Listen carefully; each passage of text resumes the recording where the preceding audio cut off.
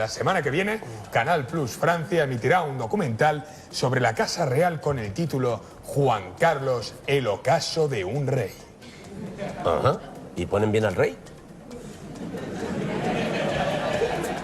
Vamos a escuchar la sinopsis con la que Canal Plus presenta este reportaje. Un rey capaz de cruzar el mundo para ir a matar elefantes en safaris carísimos. Una reina humillada desde hace años por las infidelidades de su marido. Un yerno que habría desviado millones de euros y se arriesga ahora a 10 años de cárcel. Les vamos a contar la caída de una familia que se creía invulnerable.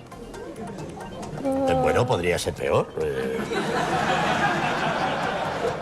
¿Cómo? Bueno, podrían haber contado la historia con guiñoles. Ahí me ha dado, touché. Bueno, según ha adelantado Canal Plus, en el documental se lanzan muchas y variadas acusaciones contra el rey, la familia real y su entorno. Por ejemplo, acusan a la prensa de pactar con la corona para encumbrar al rey tras el intento de golpe de Estado del 23F.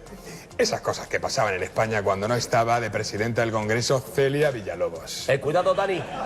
Si dices 3 meses, Celia Villalobos se te aparece. Cosa que desgraciadamente para ella no pasa con su chofer Manolo, por mucho que grite su nombre. Nunca.